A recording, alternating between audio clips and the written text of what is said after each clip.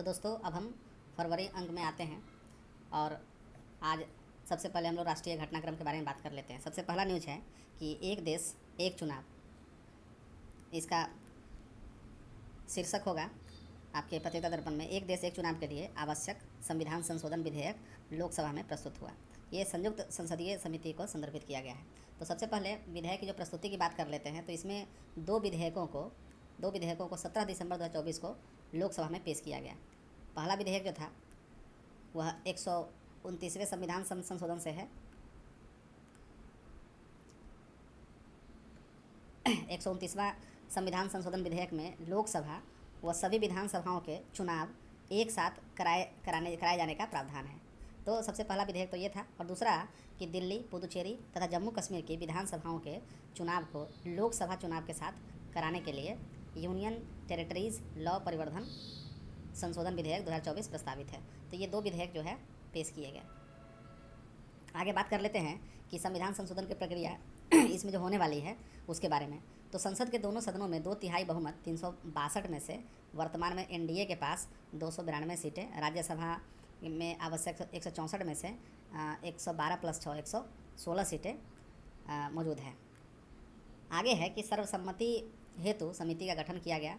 39 सदस्यीय संयुक्त संसदीय समिति, जिसमें 27 लोकसभा से और 12 राज्यसभा से, में पीपी चौधरी अध्यक्ष इसके हैं, बीजेपी के, सहित अनुराग ठाकुर, संबित पात्रा, कांग्रेस की प्रियंका गांधी और राष्ट्रवादी कांग्रेस पार्टी की सुप्रिया सुले आदि शामिल हुई। समिति अपनी रिपोर्ट संसद के अगले सत्र के अंतिम सप्ताह के पहले ही दिन प्रस्तुत करेगी। इससे पहले भी पहल की गई थी। उच्च स्तरीय समिति पूर्व राष्ट्रपति रामनाथ कोविंद की अध्यक्षता में 2 सितंबर 2023 को गठित हुई थी। समिति ने 14 मार्च 2024 को रिपोर्ट राष्ट्रपति द्रौपदी मुर्मू को सौंपी थी, जिसमें 47 राजनीतिक दलों में से 32 दल इसके समर्थन में थे और 15 दल इसके विरोध में अपनी प्रतिक्रिया जताई। इसमें से कुछ बातें हैं जो और मैं आपके साथ साझा करना चाहता हूँ। इसमें से कुछ आपको अनुच्छेद है वो आपको देखने हैं। इसमें एक अनुच्छेद है 83 83वां जो अनुच्छेद है, ये 82A को जोड़े जाने का प्रावधान है। तो इसमें से 3 अनुच्छेद में संशोधन किया जाएगा। सबसे पहला तो 83 में, फिर 172 में और 327 में।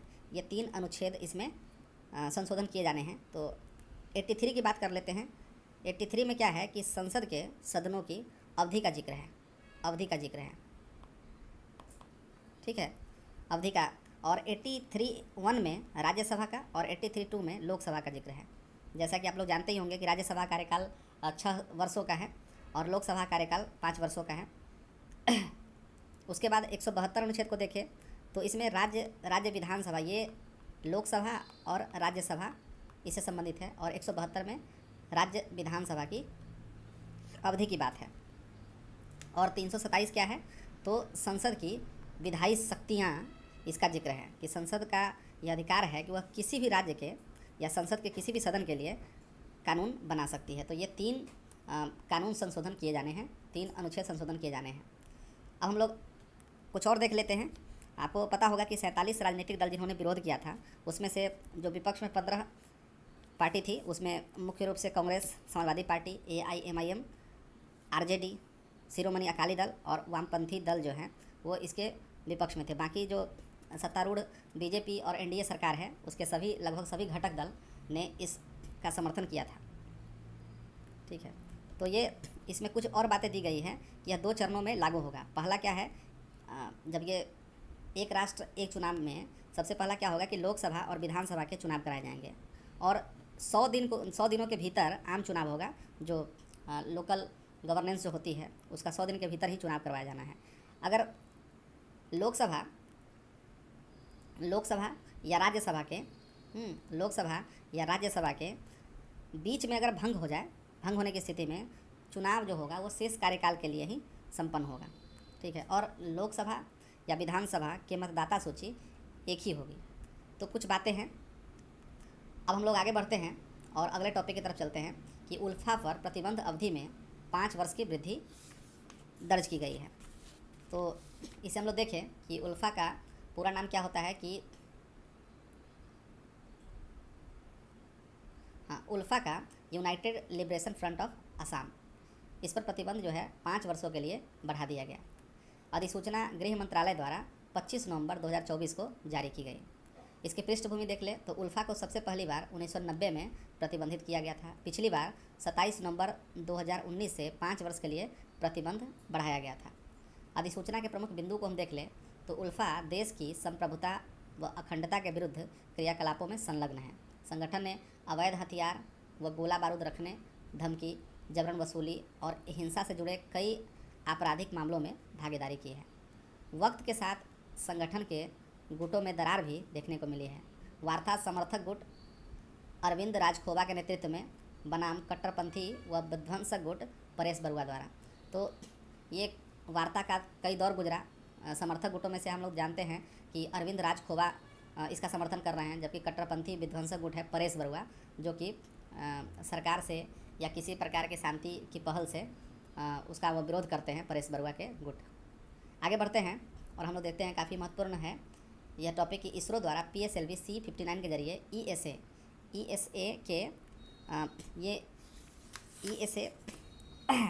जरिए ESA के सोलर मिशन प्रोबा 3 का प्रक्षेपण किया गया। तो ये क्या है, मिशन विवरण को हम देख लेते हैं। प्रक्षेपण की तिथि ये है 5 दिसंबर 2024। इसका उद्देश्य क्या है कि सूर्य के कोरोना का वैज्ञानिक अवलोकन एवं सटीक फॉर्मेशन फ्लाइंग का प्रदर्शन। और इसमें कितने उपग्रह जा रहे हैं, तो 2 उपग्रह हैं। कोरोनाग्राफ जो सूर्य के कोरोना का अध्ययन करेंगे, और एक है ऑकल्टर। ये ऑकल्टर क्या करेगा कि सूर्य के जो डिस्क है उसको ढक देगा। ये ऑकल्टर का काम है सूर्य के डिस्क को ढक देना, और कोरोनाग्राफ का काम ये है कि सूर्य के कोरोना का अध्ययन करना। ठीक है। दोनों उपग्रहों के बीच 150 मीटर की दूरी तय करते हुए अंडाकार कक्ष में स्थापित होंगी, और इसका प्रक्षेपण सतीश धवन अंतरिक्ष केंद्र श्रीहरिकोटा से 44.5 मीटर लंबे PSLV C-59 रॉकेट द्वारा इसका प्रक्षेपण किया गया। और कुल उड़ानों की बात करें, यह PSLV की 61वीं उड़ान है। साथ ही PSLV XL कॉन्फ़िगरेशन की 26वीं सफल उड़ान है। यह व्यापारिक पक्ष को देख ले, इस प्रक्षेपण के लिए इसरो की वाणिज्यिक इकाई कौन सी है, न्यू स्पेस इंडिया लिमिटेड ने क्या किया है कि ESA से ऑर्डर लिया। ये ESA का मतलब है यूरोपीय स्पेस एजेंसी। ठीक है, यूरोपीय स्पेस एजेंसी। ठीक है, यूरोपीय स्पेस एजेंसी। तो आपको खास करके यह याद रखने हैं, कुछ बातें हैं जो आपको ज़्यादा महत्वपूर्ण है कि यह मिशन जो है किस नाम से जाना जाता है, तो प्रोबा 3 के नाम से। ये प्रोबा 3 है सोलर मिशन। और किस रॉकेट के जरिए इसे भेजा गया है, तो PSLV C-59 के जरिए भेजा गया है। और यह इसरो का यह मिशन किसके लिए था, ये तो यह है ESA मतलब यूरोपियन स्पेस एजेंसी के लिए यह था। और इसरो की वाणिज्यिक इकाई कौन सी है, न्यू स्पेस इंडिया लिमिटेड ने ESA से ऑर्डर लिया था। और मैं आपको बता दूं कि ये तो प्रोबा 3 था, प्रोबा 1 को भी इसरो ने ही भेजा था। ठीक है, तो इस प्रकार से कुछ बातें हैं जो आपको जाननी है। हम लोग आगे बढ़ते हैं। रूस निर्मित मिसाइल युद्धपोत INS तुसील, ये किसने निर्मित किया है, रूस ने। INS तुसील प्रवेश और विवरण के बारे में देख लें कि भारतीय नौसेना में आधिकारिक रूप से सम्मिलित ये कब हुआ, तो 9 दिसंबर 2024 को यह भारतीय नौसेना में आधिकारिक रूप से शामिल हुआ। ये किस वर्ग का है, तो क्रिवाक 3 क्लास का गाइडेड मिसाइल युद्धपोत है। तकनीकी विशेषताओं को देखें तो लगभग 55 किलोमीटर प्रति घंटा इसकी गति है। इसकी गति कितनी है, तो 55 किलोमीटर प्रति घंटा या 30 नॉट का। और विस्थापन क्षमता कितनी है, तो 3850 टन इसकी क्षमता है। परीक्षण, यह जनवरी 2024 से कठोर समुद्री परीक्षण चल रहे थे। यह क्रिवाक 3 क्लास का यह 7वां युद्धपोत है। ठीक है, यह 7वां युद्धपोत है। रणनीतिक महत्व की बात कर लें तो भारतीय नौसेना की परिचालन क्षमता में वृद्धि, विशेषकर हिंद महासागर क्षेत्र में इसका रणनीतिक महत्व है। इससे भारतीय रक्षा रणनीति में पूर्वी एवं पश्चिमी क्षेत्रों में संतुलन एवं मजबूती आती है। तो 3 तलवार श्रेणी के युद्धपोतों का निर्माण सेंट पीटर्सबर्ग में बैलिस्टिक शिपयार्ड में किया गया था, जबकि तीसरे 3 तेग श्रेणी के यंत्र शिपयार्ड में ही इसे बनाया गया था। तो ये 7वां युद्धपोत था तुसील क्रिवाक्थरी वर्ग का, यह 7वां युद्धपोत था। तो यह कहाँ शामिल हुआ? तो INS तुसील में इसे शामिल किया गया। आगे बढ़ते हैं।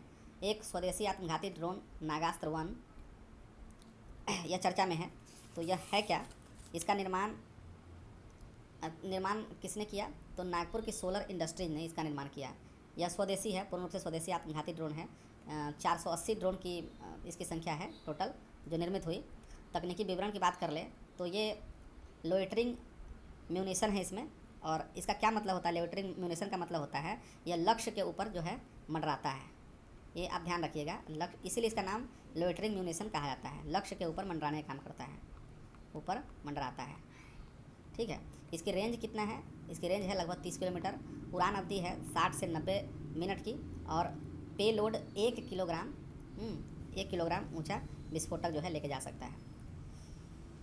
रणनीतिक उपयोग की बात कर ले तो सटीक और सर्जिकल स्ट्राइक के लिए यह काफ़ी प्रभावशाली है, जिससे सैनिकों की जान का जोखिम कम होता है। वैकल्पिक रूप से फाइटर जेट की भूमिका में उपयोग होने की संभावना है। साथ ही भारतीय सेना द्वारा विकसित, ये नाम याद रखिएगा, खड़गा कामिकाजे ड्रोन में भी 700 ग्राम विस्फोटक, यह 1.5 किलोमीटर की रेंज और 40 मीटर प्रति सेकंड की गति का विवरण इसमें उपलब्ध है। मतलब 40 मीटर प्रति सेकंड की गति यह प्राप्त कर सकता है। और कितने विस्फोटक को लेकर जा सकता है? तो 700 ग्राम विस्फोटक को 1.5 किलोमीटर की रेंज तक। ठीक है। अंतर्राष्ट्रीय संदर्भ में देखें तो रूस यूक्रेन युद्ध में इसी प्रकार के ड्रोन का बड़े पैमाने पर उपयोग हुआ है।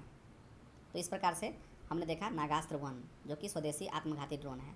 जिसे इसका निर्माण कौन सी इंडस्ट्री कर रही है? तो नागपुर की सोलर इंडस्ट्रीज। और कितनी संख्या है? 480। आगे बढ़ते हैं। सेना के लिए K9 वज्र T तोपों का निर्माण किया जा रहा है। उपक्रम एवं अनुबंध की बात कर ले तो इसका निर्माण L&T द्वारा देश में ही इसे निर्मित किया जा रहा है। लार्सन एंड टूब्रो द्वारा देश में ही इसे निर्माण किया जा रहा है। अनुबंध मूल्य उतना इंपॉर्टेंट नहीं है, फिर भी आप याद रखें कि अनुबंध मूल्य है 7,628.70 करोड़। यह 20 दिसंबर 2024 को हस्ताक्षरित हुई थी। तकनीकी, ये खासकर यह आप ये 2 बातें जो आपको जाननी है, एक तो लार्सन एंड टूब्रो ने इसका निर्माण किया है, निर्माण का अनुबंध लिया है। और ये इसकी तकनीकी और रणनीतिक विशेषता क्या है कि अत्याधुनिक तकनीक से लैस है, सटीकता और लंबी दूरी तक के हमलों में सक्षम है। हल्की एवं पोर्टेबल संरचना है, जिससे छोटे रास्ते और कठिन इलाकों में भी आसानी से यह संचालित हो सकता है। शीत मतलब ठंड तथा उच्च ऊंचाई वाले क्षेत्रों में भी प्रभावी प्रदर्शन कर सकता है। और आर्थिक और रोजगार पहल भी इसमें दिखाई दिया है कि 4 वर्षों में 9 लाख से अधिक रोजगारों के अवसर यह प्रदान करेगा। MSME और अन्य भारतीय उद्योगों की भागीदारी को प्रोत्साहन मिला और मेक इन इंडिया के यह अनुकूल है, चूँकि यह जो है इसके अधिकांश कलपुर्जे जो कि स्वदेशी है, इसीलिए मेक इन इंडिया के अनुकूल इसे बनाया जा रहा है। तो इसमें कई प्रकार के रोजगारों का भी सृजन हम लोग देख रहे हैं। आगे बढ़ते हैं और यह देखते हैं कि अभी हमने राष्ट्रीय संस्करण में जो जनवरी का जो अंक था उसमें हम लोगों ने देखा कि देश का 56वां टाइगर रिजर्व गुरु घासीदास टाइगर रिजर्व, तमोर पिंगला जो टाइगर रिजर्व था वो 56वां टाइगर रिजर्व था। और ये अभी हम लोग पढ़ रहे हैं कि मध्य प्रदेश का रातापानी टाइगर रिजर्व देश का 57वां टाइगर रिजर्व घोषित हुआ है, अधिसूचित हुआ है।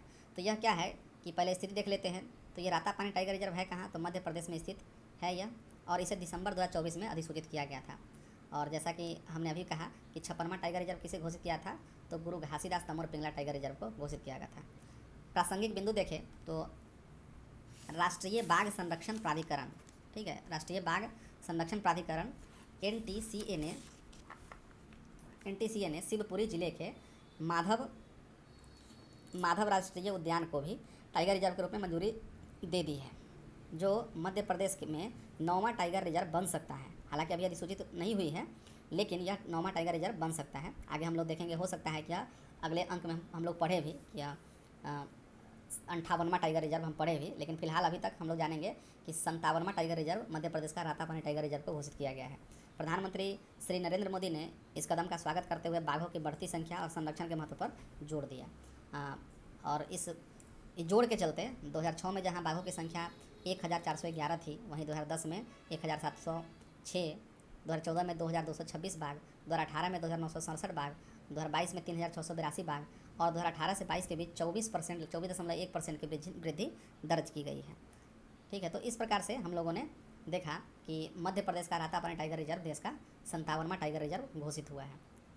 और ये भी इम्पोर्टेंट है कि माधव टाइगर उद्यान जो है इसे NTCA ने शिवपुरी ज़िले में है, इसे मंजूरी तो दे दी है, हालांकि अभी अधिसूचित नहीं किया गया है, तो इसलिए यह हो सकता है कि यह 9वां टाइगर रिजर्व मध्य प्रदेश का बने। आगे बढ़ते हैं और हम लोग देखते हैं कि वन स्थिति रिपोर्ट 2023, यह काफ़ी इम्पोर्टेंट रिपोर्ट होता है, तो हम लोग इसके आंकड़ों को अच्छी तरह से याद कर लेंगे। प्रमुख आंकड़ों को देखें तो कुल वन आवरण 7,15,343 वर्ग किलोमीटर। यह देश की कुल भौगोलिक क्षेत्रफल का कितना है, तो लगभग 21.76 है। 7,15,343 आप इस तरह से याद कर सकते हैं, 7,15,343 वर्ग किलोमीटर, और यह 21.76% है। यह फॉरेस्ट कवर की बात हो रही है। और हम ट्री कवर की बात करें तो ट्री कवर है 1,12,014 वर्ग किलोमीटर, जो कि 3.41% है वृक्षावरण। ठीक है, और कुल मिलाकर इसी दोनों को जोड़ कर देखें तो वन एवं वृक्षावरण की बात करें तो 8,27,357 वर्ग किलोमीटर है, और कुल 25.17% आपके वन एवं वृक्षावरण है, 25.17। विकास और वृद्धि को देखें तो 2021 की तुलना में कुल वन एवं वृक्ष आवरण में 1,445 वर्ग किलोमीटर की वृद्धि हुई है। ठीक है, 1,445 वर्ग किलोमीटर की वृद्धि हुई है। झाड़ियों में कितना वृद्धि हुआ, माफ़ कीजिए, झाड़ियाँ कितना है, हर्ब्स जो है वो कितना है, तो 43,622.64 वर्ग किलोमीटर है, जो कि 1.33% है। गैर वन क्षेत्र की बात कर ले तो 24,16,489 माने 24,16,489.29 वर्ग किलोमीटर है गैर वन क्षेत्र। ठीक है, इतना क्षेत्र है। कुल भौगोलिक क्षेत्रफल 32,87,469 32,87,468.88 वर्ग किलोमीटर, ये कुल भौगोलिक क्षेत्रफल है। आगे बढ़ते हैं और राज्यों के आधार पर विवरण देखें तो क्वांटिटी में सबसे अधिक वन क्षेत्र है मध्य प्रदेश में, उसके बाद है अरुणाचल प्रदेश में, उसके बाद है छत्तीसगढ़ में। ठीक है, 3 प्रमुख जो है राज्य जहाँ पर वनों की सबसे ज़्यादा क्षेत्रफल है, तो ये मध्य प्रदेश है 77,073 वर्ग किलोमीटर, अरुणाचल प्रदेश में 65,882 वर्ग किलोमीटर, और छत्तीसगढ़ में है 55,812 वर्ग किलोमीटर। तो ये 3 महत्वपूर्ण राज्य है जहाँ पर वन क्षेत्र सर्वाधिक है। अब प्रतिशत के दृष्टिकोण से देखें, भौगोलिक क्षेत्रफल के हिसाब से देखें तो क्या बोलते हैं, यूनियन टेरिटरी को भी जोड़ ले तो लक्षद्वीप में 91.33% वन आवरण है। उसके बाद मिजोरम का स्थान आता है, और फिर उसके बाद अंडमान निकोबार द्वीप समूह का स्थान आता है। ठीक है, वनों का वर्गीकरण किस प्रकार से किया जाता है, आपको शायद पता भी हो कि अति सघन वन है, अति सघन वन जहाँ पर वृक्षावरण जो होता है वो 70% से अधिक हो, वहाँ पर अति सघन वन उसे कहा जाता है। मध्यम सघन वन की बात करें तो 40% से लेकर 70% तक का जो एरिया होता है, अगर जहाँ वन हो तो उसे मध्यम घने वन के श्रेणी में रखा जाता है। खुले वन 10 से 40% तक के बीच, और झाड़ियाँ वह होती है 10% से, जहाँ पर 10% से कम हो वह झाड़ियाँ होती है। राज्यों में वृद्धि 21 से 23 के दौरान देखें तो सर्वाधिक वृद्धि जो है वह मिजोरम में, गुजरात में, छत्तीसगढ़ में, उत्तर प्रदेश में, उड़ीसा में, राजस्थान में और झारखंड में हुई है। और अन्य तथ्य की बात करें तो बांसधारी क्षेत्र जो है, बांसधारी क्षेत्र 1,54,670 वर्ग kilometre, carbon stock 7,285.5 million ton में 81.5 मिलियन टन की वृद्धि हुई है कार्बन स्टॉक में। तो यह काफ़ी चुनौतीपूर्ण बात है। और हम लोग यहाँ यह भी देखेंगे कि किन राज्यों में कमी आई है वृक्षावरण में, या वनावरण या वृक्षावरण में कमी आई है। तो ये राज्य हैं आंध्र प्रदेश, अरुणाचल प्रदेश, असम, बिहार, गोवा, कर्नाटक, मध्य प्रदेश, मणिपुर, मेघालय, नागालैंड, तमिलनाडु, तेलंगाना, त्रिपुरा, अंडमान निकोबार द्वीप समूह, लद्दाख और उत्तराखंड। इन सभी राज्यों में वृक्षावरण और वनावरण में कमी आई है। और अब हम अंतिम देखते हैं कि कच्छ वनस्पति मैंग्रोव आवरण क्षेत्र, इसके बारे में। तो ये आंकड़े क्या कहते हैं कि कुल मैंग्रोव आवरण जो है वह 4,991.68 आपके जो है 4,991.68 वर्ग किलोमीटर है। देश के कुल भूभाग का 0.15%। 2021 से तुलना कुल क्षेत्र में वो कमी आई है, 7.43 वर्ग किलोमीटर की कमी आई है, जो काफ़ी दुखद है। 7.43 वर्ग किलोमीटर की कमी आई है। और मैंग्रोव वनस्पति की विशेषता क्या होती है, उसमें आप देखिएगा कि मैंग्रोव वनस्पति क्या करती है, उसके हिसाब से इसके चिंता का कारण आपको समझ में आ जाएगा कि यह चिंतनीय क्यों है कि 7.43 वर्ग किलोमीटर की कमी आई है। तो राज्य के शासित प्रदेश क्षेत्रों के विवरण देखें तो सबसे अधिक हम लोग जानते हैं कि सुंदरवन के इलाके में पश्चिम बंगाल में 2119.16 वर्ग किलोमीटर मैंग्रोव पाए जाते हैं, जो सर्वाधिक है। फिर उसके बाद है तटीय क्षेत्र गुजरात है। गुजरात के तटीय भागों में पाया जाता है 1164.06 वर्ग किलोमीटर है। अभी मैंग्रोव वनस्पति है, यहाँ पर कमी आई है 36.39 किलोमीटर स्क्वायर की कमी आई है। और फिर अंडमान निकोबार द्वीप समूह में 608.29 वर्ग किलोमीटर है, जहाँ पर इतनी कमी आई है, 4.65 वर्ग किलोमीटर की कमी आई है। वृद्धि वाले क्षेत्रों में देखें तो देखिए ये अच्छा है कि 13.01 वर्ग किलोमीटर आंध्र प्रदेश में यहाँ पर वृद्धि हुई है। 1.95 वर्ग किलोमीटर की वृद्धि, 2.54 वर्ग किलोमीटर की वृद्धि महाराष्ट्र में, 12.39 वर्ग किलोमीटर की वृद्धि, और अन्य राज्यों में मामूली परिवर्तन हुआ है। तो इस प्रकार से हम देखते हैं। और महत्व तो जानते ही हैं कि मैंग्रोव तटीय क्षेत्र के पारिस्थितिकी संतुलन, जैव विविधता को और मौसमी सुरक्षा में महत्वपूर्ण भूमिका निभाता है। और हम लोग यह भी जानते हैं कि सुनामी के प्रभाव को कम करने के लिए मैंग्रोव वनस्पति काफ़ी उपयोगी होता है। और मैंग्रोव वनस्पति क्या है कि समुद्री पारिस्थितिकी तंत्र को संतुलित रखता है, तो ये काफ़ी महत्वपूर्ण वनस्पति होती है। तो इस प्रकार से हम लोगों के जो राष्ट्रीय वाले भाग हैं वह समाप्त होता है। अब हम लोग इसके वस्तुनिष्ठ प्रश्न की तरफ चलेंगे, जो अगले वीडियो में हम लोग लेके आएंगे। तो अभी तक के लिए धन्यवाद।